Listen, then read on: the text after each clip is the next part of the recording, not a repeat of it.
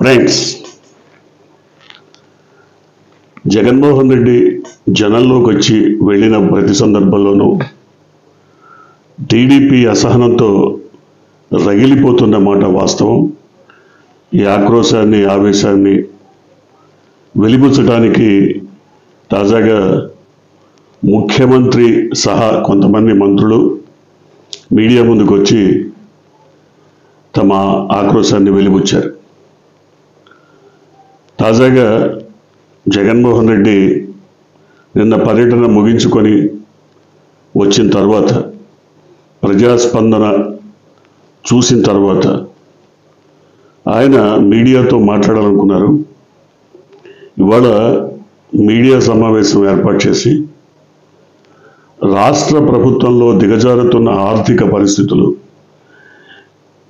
ప్రజల మనోభావాలకు వ్యతిరేకంగా తీసుకుంటున్న నిర్ణయాలు, అంతేకాకుండా వైసీపీ పైన అనుచితంగా కేసులు మోపుతూ వ్యవహరిస్తున్న తీరు, వీటన్నిటినీ కూడా ఆయన మీడియాకు సవివరంగా పూర్తి సాక్ష్యాలతో, గణాంకాలతో వివరించారు. ఆయన ఎక్కడ ఊకదంపుడు ఉపన్యాసం ఇచ్చి వెళ్ళిపోవాలనుకోలేదు. ప్రతి మాటకి సాక్ష్యాన్ని ప్రదర్శిస్తూ దానికి అనుగుణంగా ఆయన వ్యాఖ్యానిస్తూ వెళ్ళారు. అయితే చివరిగా ఒకరిద్దరు విలేకరులు అడిగిన ప్రశ్నలకు ఒక సుదీర్ఘమైనటువంటి వివరణ ఇచ్చారు. అంతేకాకుండా ఆ వ్యాఖ్యలు, ఆ వివరాలు మాత్రం ఇవాళ మీడియాను కుదిపేస్తున్న మాట వాస్తవం. వాటిని బేస్ చేసుకునే ఇమ్మీడియట్గా తక్షణం స్పందించినటువంటి ముఖ్యమంత్రి ప్రతిపక్ష నాయకుడు వైఎస్ జగన్మోహన్ రెడ్డి వ్యక్తిత్వ హననాన్ని చేయడానికి ప్రయత్నించారు. నిజానికి జగన్మోహన్ రెడ్డి రాజకీయ అంశాలు, స్థానిక పరిస్థితులు లేదా ఇతరత్ర జరిగినటువంటి కొన్ని సంఘటనల గురించి మాట్లాడారు తప్ప ముఖ్యమంత్రిని కానీ, ఆయన కుమారుడిని కానీ వాళ్ళ వ్యక్తిత్వాన్ని దెబ్బతీసే విధంగా, వాళ్ళ వ్యక్తిత్వ హననం చేసే విధంగా ఒక్క మాట కూడా మాట్లాడలేదు. కానీ జగన్మోహన్ రెడ్డి పైన మాత్రం ముఖ్యమంత్రి మాట్లాడుతూ రౌడీ భాష, రౌడీలను ప్రోత్సహిస్తున్నారు, గూండాలను ప్రోత్సహిస్తున్నారు, వాళ్ళని నాయకులుగా మరి ప్రజెంట్ చేస్తూ వాళ్ళ కోసం వెళ్తున్నారు, ఇది ఆయనకి పుట్టుకతో వచ్చిన బుద్ధి, ఈ రకమైన వ్యాఖ్యలు. ఎందుకంటే ఇది ఇంత అసహనం అన్నమాట. దీంట్లో ప్రతి మాటలోనూ అసహనమే కనపడుతుంది. అట్లాగే ఆయన తనయుడు లోకేష్ చేసిన ట్వీట్ల ద్వారా కూడా ఇదే రకమైనటువంటి అసహనం వెల్లుబుక్కుతున్నట్టు కనపడుతుంది. ఎందుకని ఇంత అసహనం అంటే మనం చూస్తున్నాం. జగన్మోహన్ రెడ్డి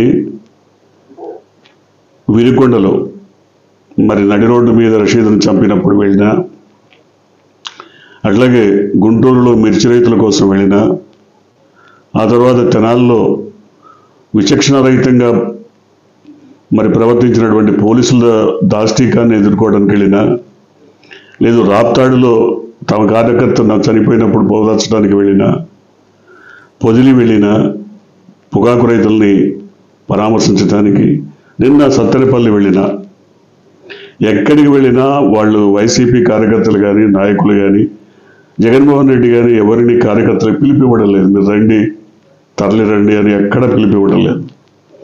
కానీ ప్రజలు స్వచ్ఛందంగా వేలాదిగా తరలి వస్తున్న మాట వాస్తవం.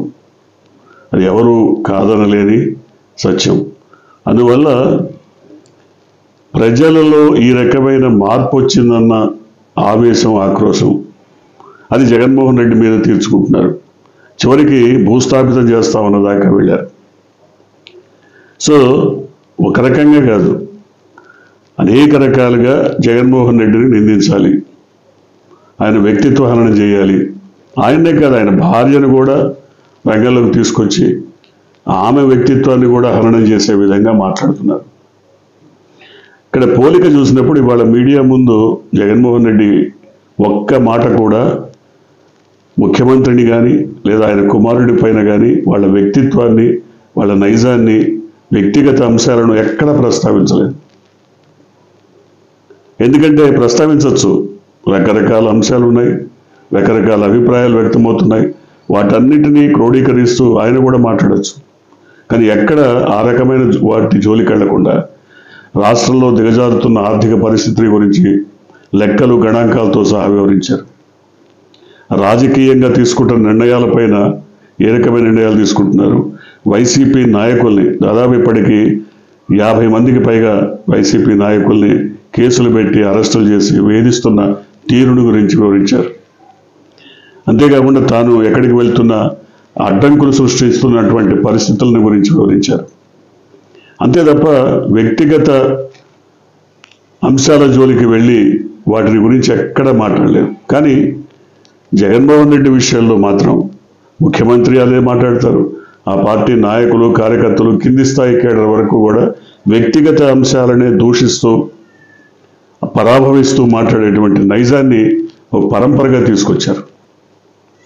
వాళ్ళు ఈవెన్ మీడియా ఛానళ్లలో చర్చల్లో కూడా ఇదే రకమైనటువంటి భాషను, ఇదే రకమైన పద్ధతిని అవలంబిస్తున్నటువంటి పరిస్థితి. ఇవాళ మొత్తం మీడియా సమావేశం తర్వాత జగన్మోహన్ రెడ్డిని ఒక విలేకరు అడిగిన ప్రశ్న, పల్నాడు పర్యటన సందర్భంగా ఒక వ్యక్తి ఒక సినిమా డైలాగును వాడుతూ రకరకాలుగా వేరే వేరే అంశాలను పేర్కొంటూ పోస్టర్లను ప్రదర్శించడాన్ని ప్రస్తావించినప్పుడు ఆయన చెప్పారు, సినిమా డైలాగులు వాడుకోవడంలో తప్పేంటి అని. అంతేకాకుండా ఆ వ్యక్తి ఎవరు అన్న విషయాన్ని స్పష్టంగా విలేకరులు ఆయన దృష్టికి తీసుకొచ్చారు. పెదకూరపాడు నియోజకవర్గంలో క్రోసూరు మండలం తాళ్ళూరు గ్రామానికి చెందినటువంటి బొల్లెద్దు రవితేజ, అతను గతంలో అతని తండ్రి, కుటుంబం వాళ్ళంతా ఒక ఏడాది క్రితం వరకు వైసీపీలో ఉన్నారు. ఆ తర్వాత తెలుగుదేశంలో చేరారు. గత ఎన్నికల్లో తెలుగుదేశం కోసం పనిచేశారు. తెలుగుదేశం కార్యకర్తలుగానే చలామణి అవుతున్నారు. మరి వాళ్ళెందుకు జగన్మోహన్ రెడ్డి పేరుతో పోస్టర్స్ని విడుదల చేశారు, పోస్టర్స్ని ప్రదర్శించారు, ఒక సినిమా డైలాగును వాడుతూ, పుష్ప సినిమాకు సంబంధించినటువంటి ఒక సినిమా డైలాగును వాడుతూ ఎందుకని ఆ రకమైన ప్రదర్శన చేశారు అన్నప్పుడు దానికి జగన్మోహన్ రెడ్డి చాలా లైటర్ వెయిన్లో అతను మళ్ళీ వైసీపీ అభిమానిగా మారిపోయాడేమో, ఆ రకంగా మాట్లాడాలనుకున్నాడేమో, దానికి మనకి సంబంధమేం లేదు అని చాలా స్పష్టంగా చెప్పి వదిలేశారు. కానీ తెలుగుదేశం దాన్ని వదిలిపెట్టదలుచుకోలేదు. దాని మీద ట్వీట్లు పెడుతూ దాన్ని ఒక అంశంగా చేస్తూ ఇవాళ ముఖ్యమంత్రి మళ్ళీ మాట్లాడుతున్నారు. జగన్మోహన్ రెడ్డి రవిడీలను ప్రోత్సహిస్తున్నారు, గూండాలను ప్రోత్సహిస్తున్నారు, వాళ్ళని నాయకులుగా చిత్రీకరిస్తున్నారు, వాళ్ళ కోసం పరామర్శల పేరుతో జనాల్లోకి వెళ్తున్నాడు. ఇది ఆయనకు పుట్టుకతో వచ్చిన నైజం, ఈ వ్యాక్సినిజం అనేది వాళ్ళ ఇంట్లోనే ఉంది, ఈ రకమైనటువంటి మాటలు. ఇవన్నీ జగన్మోహన్ రెడ్డి ఎంతసేపటికి రాష్ట్రాన్ని గురించి, రాష్ట్రంలో ఆర్థిక పరిస్థితుల గురించి, రాజకీయ వ్యవస్థ గురించి మాట్లాడారే తప్ప వ్యక్తిగతమైన విషయాలు ఒక్కటి కూడా ప్రస్తావించలేదు. కానీ ఇప్పుడు మాత్రం ముఖ్యమంత్రి, ఆయన కుమారుడు, మరికొంతమంది సహచర మంత్రులు వీళ్ళందరూ కూడా వ్యక్తిగతంగా జగన్మోహన్ రెడ్డి ప్రతిష్టను దిగజార్చే విధంగా వ్యాఖ్యలు చేశారు. ఇదే ప్రస్తావించాల్సినటువంటి అంశం. మీడియా ముందుకు వచ్చినప్పుడు కొంత సంయమనం, సహనం చాలా అవసరం. కానీ అవన్నీ కోల్పోయి వాళ్ళకి ఏది తోస్తే దాన్ని మాట్లాడేటువంటి తీరు మాత్రం ప్రజలు తీవ్రంగా, తీక్షణంగా గమనిస్తున్నారు. దీన్ని సీరియస్ అంశంగానే పరిగణిస్తున్నారు కూడా. ఎందుకనంటే రాష్ట్రంలో పరిస్థితులు దిగజారి, ఒక పక్క రేట్లు విపరీతంగా పెరిగిపోయి, మరో పక్క మద్దతు ధర లేక రైతులు అల్లాడుతున్న దృష్టి. ఈ పరిస్థితుల్లో కొనబోతే కొరివి, అమ్మబోతే అడవిలాగా మారిన ఈ పరిస్థితుల్ని గురించి జగన్మోహన్ రెడ్డి మాట్లాడితే మీరేదో కార్యకర్త ఆడేదో పోస్టర్ ప్రదర్శించారనే అంశాన్ని, అంతేకాదు చనిపోయిన అతను ఏదో జూదం ఆడాడు, లేకపోతే ఇంకేదో ఆడాడు, అందువల్ల చనిపోయినాడు, మీరెట్లా నిర్ధారిస్తారు? అంటే మీరు నిర్ధారిస్తే అది నిజమని అందరూ ఒప్పుకోవాలి, చప్పట్లు కొట్టి కరెక్టే బేష్ అనాలి. వాడికి ఏ రకమైనటువంటి బురద పూసినా బ్రహ్మాండంగా ఉందని చెప్పాలి. మీరు ఎవరికైనా ఏ బురదైనా పూస్తారు, ఏ రంగైనా అంటిస్తారు, వాడికి ఒక లేబుల్ వేసి వీడు దుర్మార్గుడు దుష్టుడు అని మాట్లాడతారు. దాన్ని ఎట్లా అందరూ అంగీకరిస్తారు? ఏదో తెనాల్లో ఘటన జరిగింది, వాళ్ళు గంజాయి బ్యాచ్ అని ముద్రేశారు. ఏమో గంజాయి తాగితే తాగి ఉండొచ్చు, లేదా గంజాయి తీసుకొని ఉండొచ్చు, కానీ చట్టం తమ చేతుల్లోకి తీసుకొని నడపజారులో చితక్కొట్టమని ఎక్కడుంది? ఏ రాజ్యాంగంలో ఉంది? ఏ కాన్స్టిట్యూషన్లో ఉంది? సో ఏది ఏమైనప్పటికీ మీరు ఎంతసేపటికి చెప్పదలుచుకున్న అంశం ఒకటే, రౌడీలు గూండాలు వీళ్ళందరూ వస్తున్నారు. కానీ ఒక్కసారి లిస్ట్ తీస్తే మీరు గెలిపించుకున్నటువంటి 163 మంది ఎమ్మెల్యేల్లో ఎవరు గుండాలో, ఎవరికి రౌడీ షీట్లు ఉన్నాయో, ఎవరి మీద నేర చరిత్ర ఎంత ఉందో ఒక్కసారి బయటికి తీయండి. మరి వాళ్ళందరిలో గుండాలు రౌడీలు లేరా? ఉన్నారని పోలీస్ రికార్డ్సే చెప్తున్నాయి కదా. పోలీస్ రికార్డ్సే చెప్తున్నాయి. జాతీయ మీడియా దీని మీద ఒక సర్వే చేసింది. దాంట్లో అతి ఎక్కువగా రౌడీ షీటర్లు ఉన్నటువంటి మరి రాష్ట్రం ఆంధ్రప్రదేశ్ అని చెప్పింది. అంటే ఎమ్మెల్యేల్లో అతి ఎక్కువగా రౌడీ షీటర్లు ఉన్నటువంటి రాష్ట్రం ఆంధ్రప్రదేశ్ అని ఒక సర్వే చెప్పింది. అది నిజం కాకపోతే మీరు చెప్పాలి. అటువంటి వార్తలు వచ్చినప్పుడు ఇది నిజం కాదు అని మీరు స్పష్టంగా ఖండించాలి. కానీ వాటిని వెనకేసుకొచ్చి జగన్మోహన్ రెడ్డి రౌడీలను గూండాలను ప్రోత్సహిస్తున్నాడు. ఇప్పుడు బాధంతా ఏంటి? అక్కడ పోస్టర్ని ప్రదర్శించారనో, లేదా మరి ఆ వ్యక్తి తెలుగుదేశమనో, లేకపోతే మరొకటో కాదు. జగన్మోహన్ రెడ్డి ఎక్కడికి వెళ్ళి పర్యటన జరిపి వచ్చినా అక్కడ కేసులు పెడుతున్నారు.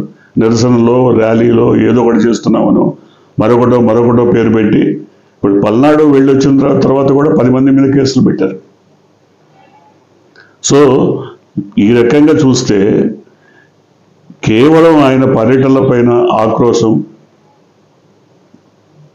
ఆయన పర్యటనలో జరుపుతున్న తీరు మీద ఆవేశం, ముఖ్యంగా వెల్లువెత్తుతున్న ప్రజాభిమానం మీద మీ ఆవేదన, అక్కసు ఇవి కనపడుతున్నాయి. కానీ ఎందుకని ప్రజలు ఆయన వెంట పరుగులు తీస్తున్నారు? ఎందుకని ప్రజలు ఆయన నాయకత్వాన్ని కోరుకుంటున్నారు? దీన్ని మాత్రం మీరు రివ్యూ చేసుకోవట్లా. ఎంతసేపటికి జగన్మోహన్ రెడ్డిని నెగిటివ్ షేడ్లో మీరు చూస్తున్నారు కాబట్టి నెగిటివే కనపడుతుంది. కానీ ప్రజలు పాజిటివ్ యాంగిల్లో చూస్తున్నారు. పాజిటివ్ షేడ్లో ఆయన రాజకీయాల్ని చూస్తున్నారు కాబట్టి వాళ్ళకి పాజిటివే కనపడుతున్నది. ఖచ్చితంగా ఇవాళ జరిపినటువంటి మీడియా సమావేశంలో జగన్మోహన్ రెడ్డి చాలా స్పష్టంగా, వివరణాత్మకంగా, పూర్తి ఆధారాలతో రాష్ట్రంలో దిగజారుతున్న ఆర్థిక వ్యవస్థ, రాజకీయ పరిస్థితులు, ఇతరత్ర అంశాల మీద ఆయన చాలా స్పష్టమైన తీరు, చివరిగా వైసీపీని వెంటాడి వేధిస్తూ నాయకుల్ని, కార్యకర్తల్ని అరెస్టులు చేస్తూ హింసిస్తున్నటువంటి తీరు, వీటన్నిటినీ ఆయన సవివరంగా, వివరణాత్మకంగా, సాక్ష్యాలతో సహా మీడియాకు వివరించారు. కానీ మీరు మీడియా ముందుకు వచ్చి ఏం చెప్పదలుచుకున్నారు? జగన్మోహన్ రెడ్డిని వ్యక్తిగతంగా దూషించదలుచుకున్నారు. అంతకంటే ఏం కనపడలేదు దాంట్లో. సో ఈ రకమైన పరిస్థితి చూసినప్పుడే కొంతమందికి అనిపిస్తుంది మరి గురివింద తన నలిపెరగదని. ఎందుకంటే చిన్న చిన్న కార్యకర్తల సమావేశాల్లో కూడా మీ కుమారుడు రాష్ట్ర మంత్రి అర్థమవుతుందా రాజా అనుకుంటూ నిన్న ఒకటి లోపల పారేస్తాం, రేపు ఒకటి పాడేస్తాం. ఏం భాష ఇది? ఇదేమి సంస్కారం? తనకంటే వయసులో 2 రెట్లు పెద్దవాళ్ళని, ఎంతో అనుభవం ఉన్న వాళ్ళని, జర్నలిస్టుల్ని ఇలాగా సంబోధించటమా? ఎక్కడ ఇది కుసంస్కారానికి సంబంధించిన విషయమే తప్ప ఎక్కడ సభ్యత సంస్కారం ఉన్న భాష కాదని. కానీ ఆ రకమైన అన్నింటినీ మీరు వెనకేసుకొస్తున్నారు. రెండోది, పోలీసు కేసుల్లో ఏ రకంగా నాయకుల్ని ఇరికిస్తున్నారన్నది కూడా, ఏ రకంగా వేధిస్తున్నారన్నది కూడా రాష్ట్ర ప్రజలకు అర్థమైపోతుంది. చాలామందిని కావాలని ఇరికిస్తున్నారు, కావాలని వారిపైన కేసులు మోపుతున్నారు, వాళ్ళని వెంటాడుతున్నారు, వేధిస్తున్నారు. ఏడాది కాలంలోనే దాదాపుగా 50 మందికి పైగా వైసీపీ నాయకుల్ని మరి ఎంచుకొని మరి కేసులు పెట్టి వాళ్ళని అరెస్టులు చేస్తున్న తీరు మాత్రం ప్రజలందరికీ ఒక విధంగా అర్థమైపోయి ఏవగింపు కలుగుతోంది. ఏది ఏమైనప్పటికీ ప్రభుత్వం బాధ్యతగా వ్యవహరించటం లేదు. ప్రభుత్వం కక్ష సాధింపు రాజకీయాలని కొనసాగిస్తోంది, ప్రోత్సహిస్తోందన్న అభిప్రాయమే ప్రజల్లో బలపడుతోంది, కనబడుతోంది. కాబట్టి మీడియా సమావేశాలు మీరు పెడుతున్నారు. జగన్మోహన్ రెడ్డి నెలకొకటి పెట్టినా, 2 నెలలకు ఒకటి పెట్టినా పూర్తి సాక్ష్యాధారాలతో వివరణాత్మకంగా ఆయన రాష్ట్ర పరిస్థితుల్ని, ఆర్థిక వ్యవస్థను లేదా రాజకీయ అంశాలను సాక్ష్యాలతో సహా వివరించడం మాత్రం ప్రజల్ని నిజంగానే ఆకట్టుకుంటున్న మాట వాస్తవం. చూద్దాం, మరి ఇలాగే కొనసాగేటైతే ఈ ప్రభుత్వం ప్రతిష్టను కోల్పోతున్న తీరు చూసినట్టయితే త్వరలోనే మార్పు అనివార్యంగా కనపడుతోంది. రానున్న కాలంలో ఏం జరగబోతుందో చూద్దాం. మీరు కొత్తగా కనుక ఈ ఛానల్ని చూస్తున్నట్టయితే, మీరు ఇప్పటివరకు మన ఛానల్ని సబ్స్క్రైబ్ చేసుకున్నట్టయితే వెంటనే ఛానల్ని సబ్స్క్రైబ్ చేయండి. వెంటనే వీడియోని లైక్ చేసి షేర్ చేయండి. బెల్ ఐకాన్ని